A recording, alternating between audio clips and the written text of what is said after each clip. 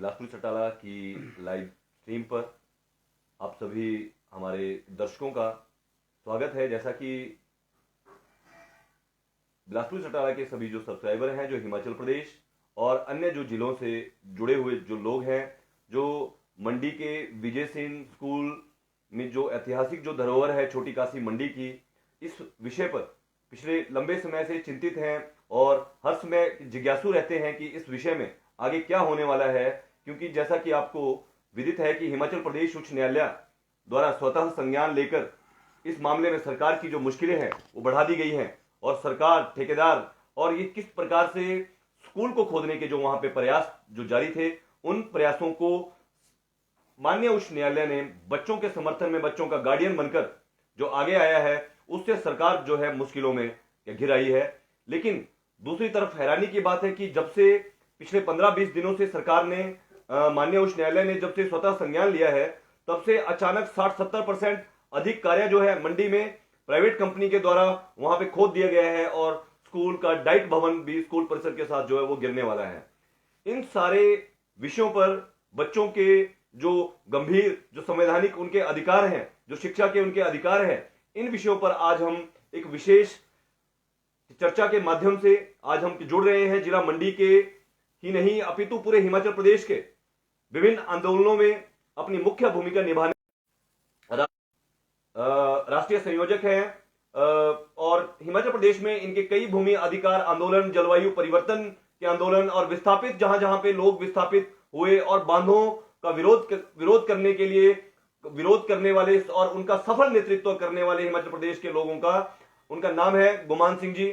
और गुमान सिंह जी जिला मंडी के तीर्थन वैली से, बंजार क्षेत्र से हैं और तीर्थन नदी में जो बांधों को, जो वहां पे बिजली के लिए बांध बनाए जा रहे थे, उनका विरोध करने के लिए जो जन आंदोलन जो लड़ा गया, उसका भी सफल नेतृत्व इन्होंने किया।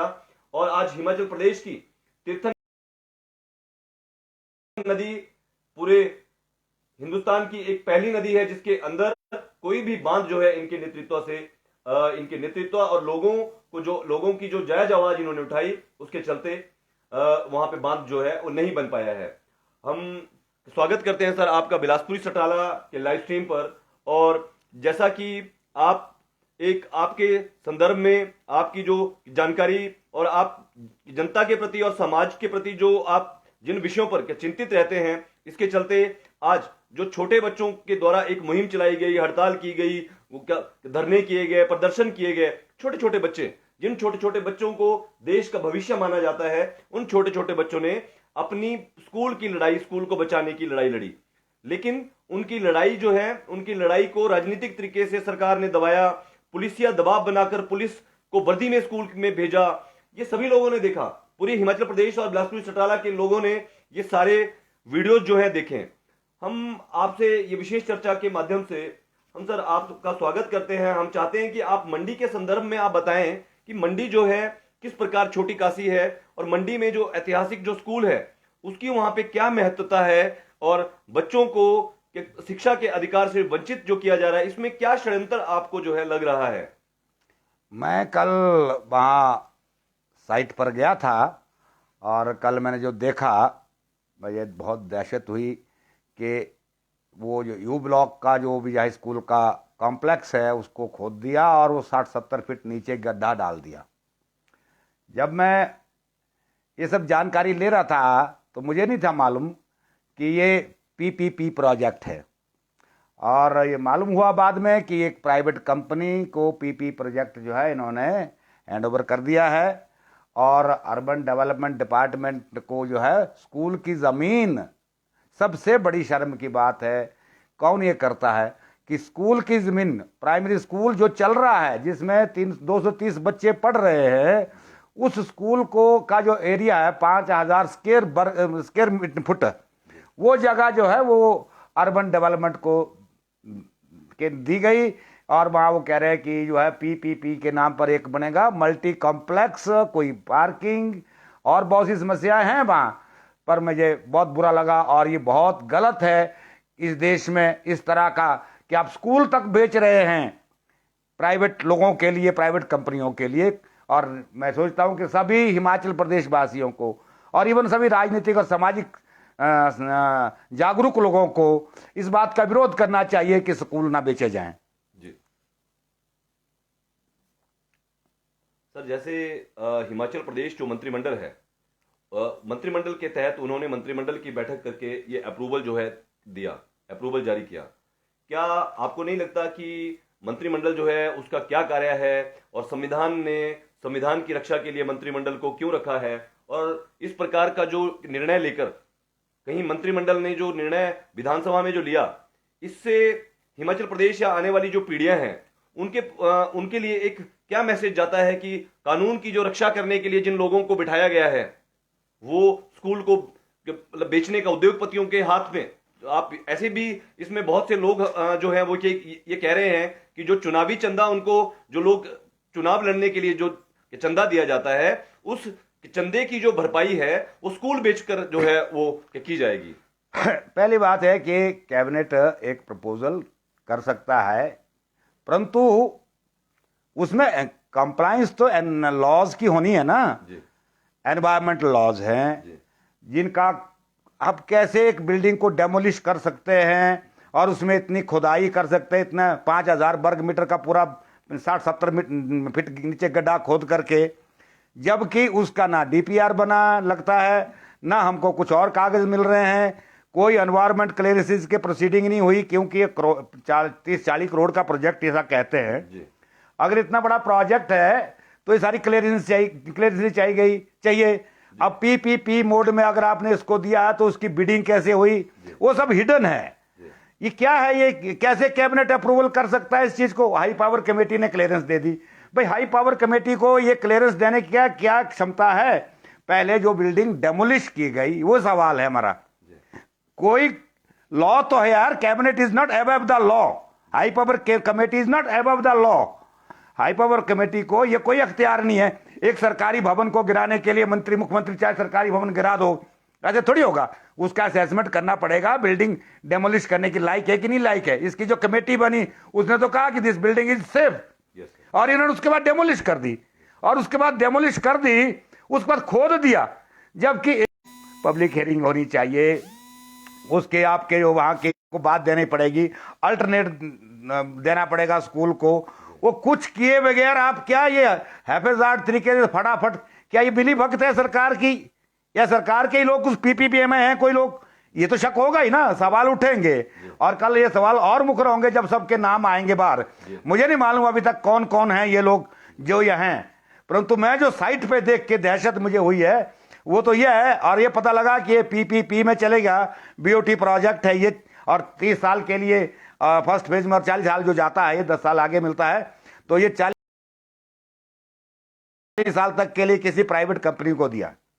तो मैं समझता हूं जो कैबिनेट का डिसीजन है, it can be a decision but it is not enforceable till all environmental revenue की दूसरी जो क्लियरेंसेज होती हैं वो, और क्या आपके जो है बिडिंग का और सारा ये प्रोसेस जब तक प्रॉपर नहीं होगा, ओपन बिडिंग नहीं होगी और सब चीजें उस लॉ के फ्रेमवर्क में नहीं होगी, ये काम नहीं हो सकता था, ना तोड़ने का ना खोदने का।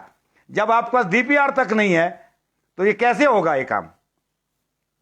सर, जैसा कि आप सभी दर्शकों को भी विदित है सर, एक अन्य बात जो है आपके ध्यान में भी हम लाना चाहते हैं कि 1.5 महीना पहले जो एडीएम मंडी है, एडीएम मंडी महोदय के द्वारा एक बयान, 4.5 मिनट का एक बयान, वीडियो रिकॉर्डिंग जो है वो मीडिया के माध्यम से हमें भी सुनने को मिली। उसमें उन्होंने स्वयं अपने मुंह से माना कि जो स्कूल तोड़ा गया, उस स्कूल को तोड़ने के बाद वहां पार्किंग जो बनाई जा रही है और मल्टी कॉम्प्लेक्स जो बनाया जा रहा है, उसके नक्शे जो हैं अभी बनाए नहीं गए हैं। ये मामला छोटे बच्चों के द्वारा जब मामला उठाया गया तो उन्होंने मामले को दबाने के लिए मीडिया में एक बयान दिया। तो जैसा कि आपने बताया कि उसकी डीपीआर नहीं बनाई गई है, एनवायरमेंटल जो क्लियरेंसेस हैं वो नहीं बनाए गए हैं, और इसका कोई भी एमओयू उन्होंने सार्वजनिक नहीं किया। प्रशासन के द्वारा भी किस प्रकार का कोई एमओयू सार्वजनिक नहीं किया जाता है, और एक एडीएम महोदय को भेजा जाता है।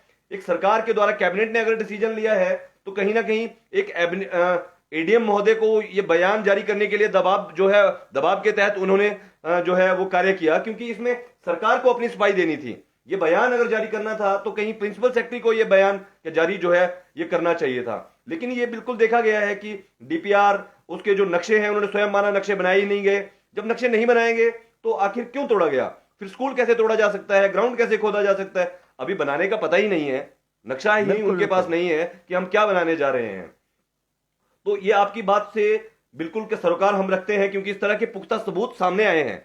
इस तरह के पुख्ता सबूतों के आधार पर ये स्टोरी में बहुत ज्यादा जो ट्विस्ट है। एक अन्य बात आपसे पूछना चाहूंगा, जैसे आप पूरे हिंदुस्तान में विभिन्न राज्यों में आप जाते हैं तो छोटे बच्चों को, छोटे 18 साल से जो कम उम्र के बच्चे रहते हैं, वो जुवेनाइल जस्टिस एक्ट के अंतर्गत जो है कवर किए जाते हैं, और बाल अधिकारों की सुरक्षा हेतु बहुत से डिपार्टमेंट जो है बनाए गए हैं, ताकि बच्चों को किसी प्रकार का दबाव ना बनाया जा सके, डराया ना जा सके। लेकिन मंडी में देखा गया कि पुलिस प्रशासन ने अन्य जो खुफिया इंटेलिजेंस जो विभाग है, उन सब के अधिकारियों को, कर्मचारियों को वर्दी में पुलिस को वहां भेजा स्कूल में, और बच्चों को, मामले को जो है अंदर, उनको जबरदस्ती स्कूल के अंदर भेजा गया, ताकि मामला जो है ये सरकार के, प्रशासन के, विपक्ष के या जागरूक लोगों की नजर में ना आ सके। तो इस संदर्भ में आप जो है ये जो पुलिसिया जो कार्रवाई, छोटे बच्चों पर जो कार्रवाई है, ये कहीं ना कहीं लोकतंत्र की हत्या और देश के भविष्य, जो देश का भविष्य छोटे बच्चे हैं, उनके आवाज को कुचलने का जो प्रयास है, ये आप इस संदर्भ में थोड़ा सा देखिए अब इस देश में क्या बोले आज के दिन में, हमारे देश में कानून है शिक्षा के अधिकार का जी। और जितने वो बच्चे हैं 8वीं तक के, 5वीं तक के बच्चे हैं वहाँ, वो तो उसके अंदर आते हैं, कंपलसरी एजुकेशन है ना। और मुझे लग रहा है कि इनमें बिल्कुल सेंसिटिविटी नहीं है, खासकर ये जो जब से नई सरकार आई है 14 के बाद की जो स्थिति देश भर में है, वो शिक्षा, वो चाहते हैं लोग शिक्षित ही ना हो, ऐसा लगता है।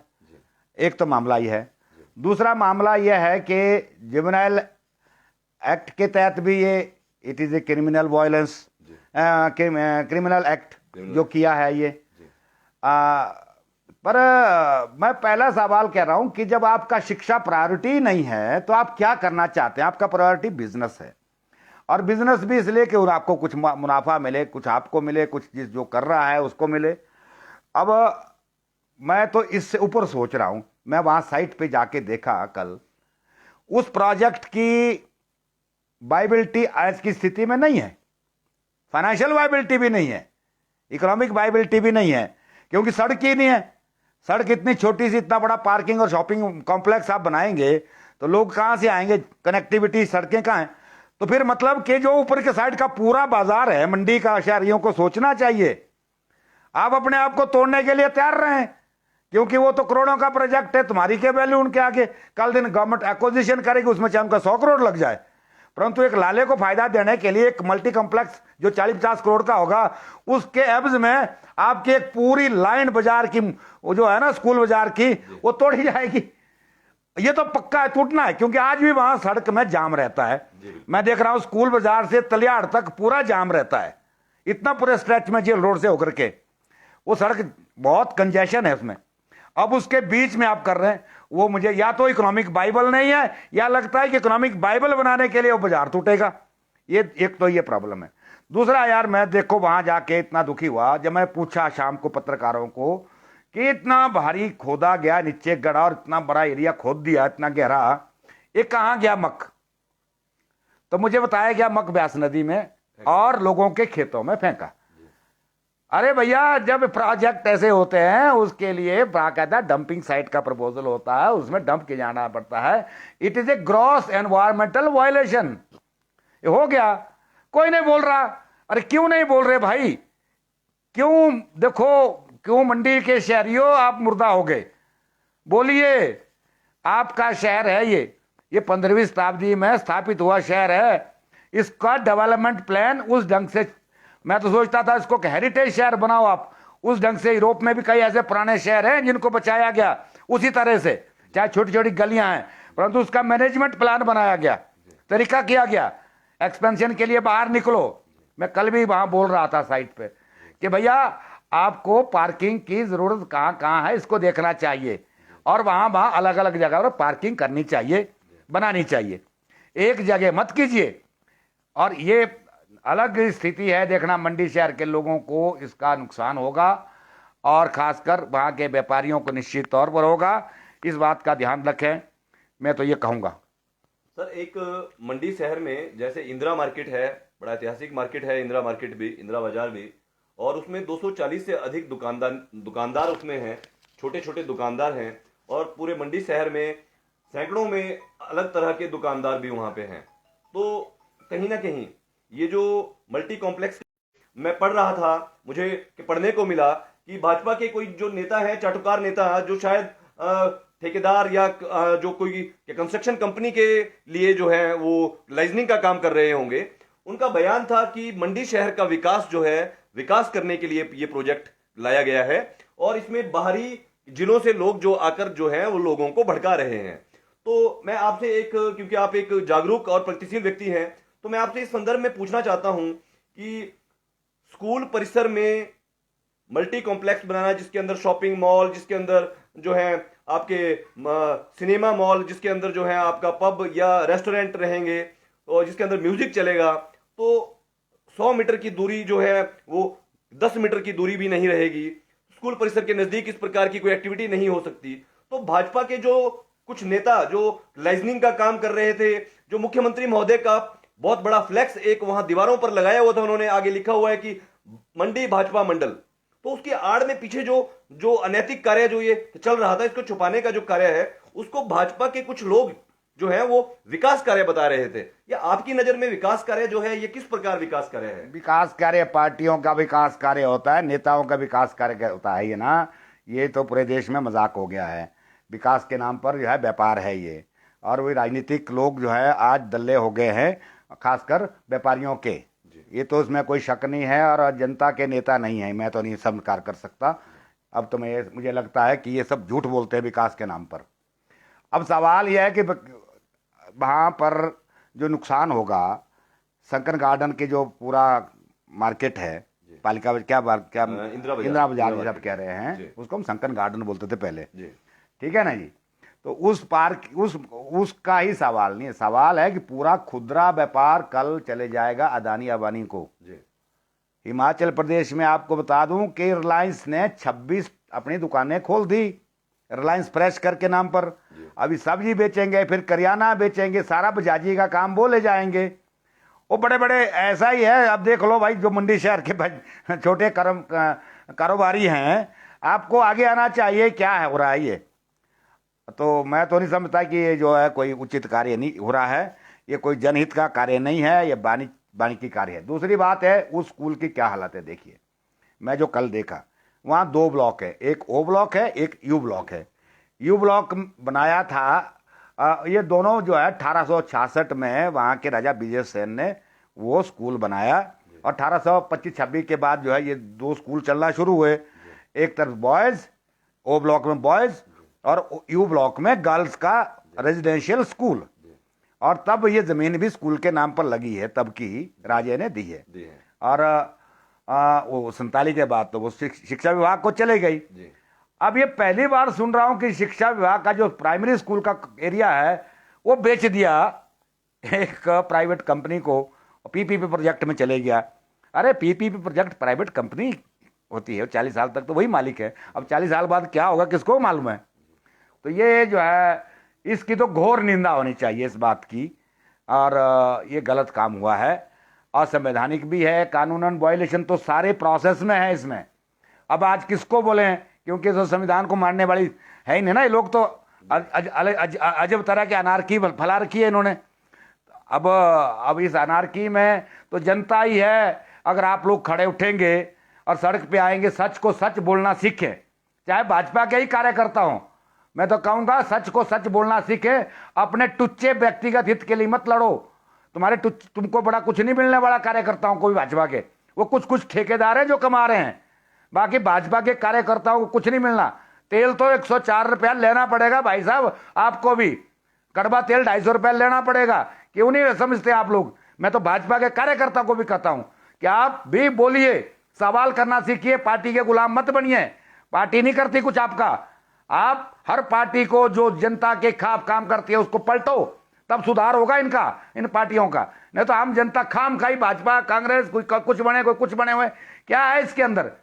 इससे बाहर निकल करके हम इस देश को कोई के लिए विकास चाहिए, रोजगार चाहिए, शिक्षा चाहिए, स्वास्थ्य चाहिए, है, कारोबार चाहिए, ये सोचिए ना, शुद्ध पर्यावरण चाहिए, ये अच्छा जीवन चाहिए सबके लिए, ये होता है विकास। ये उठपटांग बातें जो ये करते रहते हैं, ये कोई विकास नहीं हो रहा है। देखो भाई साहब, ये धंधा है और ऊपर से ये धंधे को जोड़ते हैं धर्म के साथ, ये बेशर्मी के साथ ये इस देश को जो है रौंद रहे हैं। मुझे बड़ा दुख है कि हमारे लोग उठ नहीं रहे, मंडी के आवाज नहीं उठा रहे। ऐतिहासिक धरोहर है वो, हिस्टोरिकल मोनूमेंट है वो स्कूल।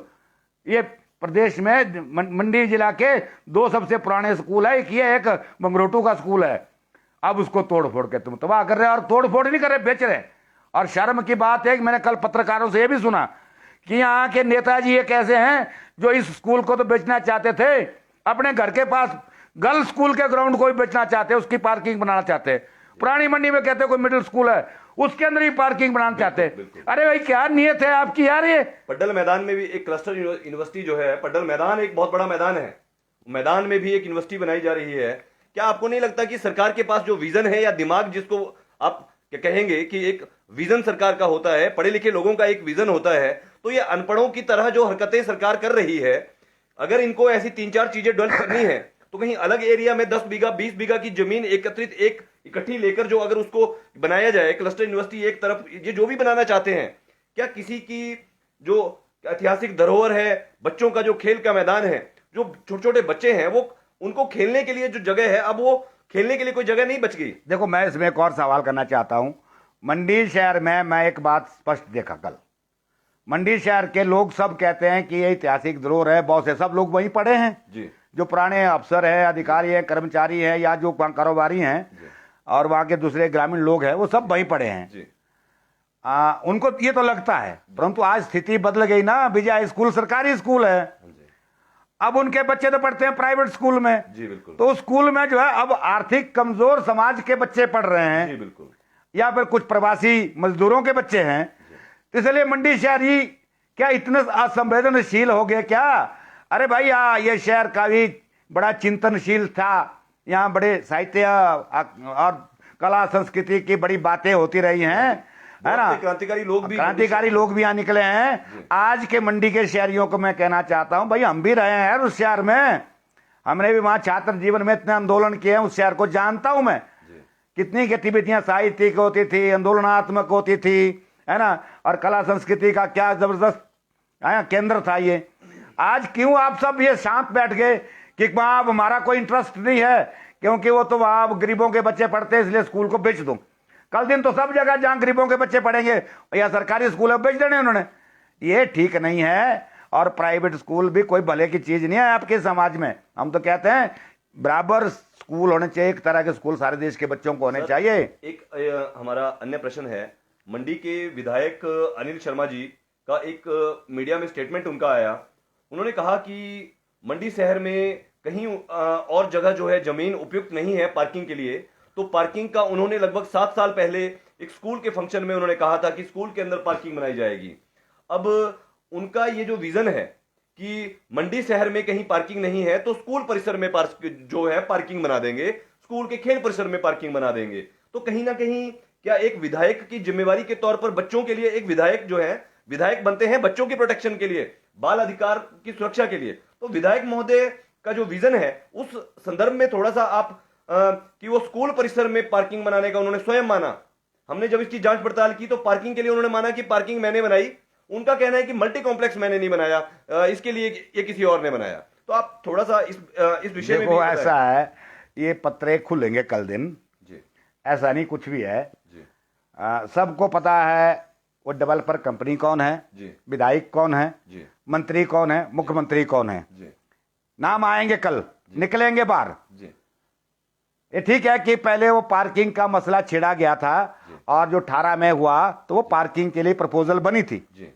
उसके बाद ये पार्किंग से मल्टी कॉम्प्लेक्स कैसे बना, ये इस कोविड के दौरान हुआ जी। सारा खेल, जब बच्चे स्कूल थे नहीं और कोविड के दौरान ये खेल हुआ है। और जो पहले कोई थे आदमी होने इस काम में जुड़े हुए ठेकेदार या डेवलपर, वो उसके बजाय अब कोई नई पार्टी है, शायद ऐसा कुछ है सारा मसला। ये सब बातें निकलेंगी कुछ दिनों में, बाहर आएंगी ये सारी बातें। ये विधायक महोदय ने माना है। विधायक महोदय का कहना था कि ठेकेदार जो है, उन्होंने अखबारों में बयान दिया, हमें तो इस संदर्भ में कोई जानकारी नहीं थी। उनका कहना है कि ठेकेदार जो है वो उनके रिश्तेदार हैं, लेकिन सरकार और ठेकेदार मिले हुए हैं, उनका इसमें कोई रोल नहीं है। आजकल चल रहा है माहौल, आजकल वो भाजपा में एमएलए होते हुए आजकल कांग्रेस की सपोर्ट कर रहे हैं, अच्छा है करे, पर बात है वो तो वही अपने इस परिवार का काम यही है सर, हम अपने हित में काम करना, उसमें हम कुछ सर नहीं कर सकते। मैं भी कुछ वरिष्ठ कांग्रेसी नेताओं से मिला। मैंने उनसे मिलकर ये इस मामले में भी जाना कि जो अनिल शर्मा जी हैं इस समय कौन सी पार्टी में हैं। तो उन्होंने बताया कि वो ना तो इस समय कांग्रेस को सपोर्ट कर रहे हैं, ना बीजेपी को सपोर्ट कर रहे हैं। वो बस अपने मौका देखकर चौका कैसे लगाया जाएगा वो तो भाजपा वाले भी सोचते हैं यही, कांग्रेस वाले भी सोचते हैं यही, परंतु राजनीतिक मजबूरियां होती हैं, कभी उसको भाजपा ले जाती है, कभी कांग्रेस ले जाती है। अब हम क्या बोलें, अब वो तो भाई उस पर मैं क्या कमेंट कर सकता हूँ। अनिल शर्मा जी मेरे व्यक्तिगत तौर पर तो जानकार हैं, मैं उसमें कमेंट नहीं करना चाहता। बिलासपुर चटाला की इस लाइव स्ट्रीम पर क्या विशेष तौर पर हमारे साथ क्या चर्चा के लिए जुड़ने, और मंडी विजय सेन जो ऐतिहासिक जो धरोहर है, जो दिवंगत राजा विजय सेन द्वारा जो अपनी जमीन शिक्षा के प्रचार और प्रसार हेतु दी गई थी, उस जमीन को सरकार द्वारा गैरकानूनी तरीके से लेकर एक अन्य प्राइवेट के डेवलपर को देने का जो मामला है, इस मामले में बच्चों की जो मुहिम है, आप उस मुहिम से जुड़े और भी ऐसे बहुत से सामाजिक लोग आगे आए हैं और आप भी इस मुहिम से जुड़े, तो आपने बच्चों का जो हौसला है उसको आपने और ज्यादा मजबूत किया है। सरकार और पुलिस जो प्रशासन, मंडी का पुलिस प्रशासन है, वो बच्चों को अंदर खदेड़ कर ये समझ रहा है कि उन्होंने बहुत बड़ा जो है पहाड़ उन्होंने खोद दिया, उन्होंने सरकार की चमचागिरी करके अगली जो अपनी बदलियां हैं कहां कहां जो उनको जाना है ये उन्होंने तय कर लिया। लेकिन इस वीडियो के माध्यम से मैं बताना चाहूंगा, आप सब लोगों के फोटो क्लिक किए गए थे वहां स्कूल में, और आपके वर्दी वाले जो फोटो है, जो वर्दी में आप वहां पे खड़े थे और वर्दी में आप कह रहे थे कि बच्चों को कि नीचे बैठिए, आप नहीं बोलेंगे, वो सारे फोटो माननीय उच्च न्यायालय हिमाचल प्रदेश में उस फाइल में पहुंचा दिए गए हैं। और ये सारे प्रयास छोटे छोटे बच्चों ने मैं कहना चाहूंगा, देखिए दो बात, एक तो हाई कोर्ट से चाहूंगा कि वो गंभीरता से संज्ञान लें जो इसमें वायलेशन हुई है। दूसरी बात है, ये सबसे बड़ा संवेदनशील मसला है, इस बात को सबको, हाई कोर्ट को भी लेना चाहिए, जनता को भी लेना चाहिए कि भाई एक स्कूल की बिल्डिंग प्राइवेट डेवलपर को कमर्शियल एक्टिविटी के लिए नहीं डाइवर्ट करनी चाहिए, और जबकि स्कूल की जरूरत है, सिटी के अंदर, शहर के अंदर है वो स्कूल, बिल्कुल, और ये काम गलत है। तीसरे, वो खुदाई कैसे कर दी बिना किसी क्लियरेंस के, इतनी भारी खुदाई कर दी, डंपिंग हर कहीं कर दी। देखिए हाई कोर्ट से मैं अनुरोध करूंगा कि वो उसमें तुरंत संज्ञान लें और सीरियसली इस पर एक्शन लें।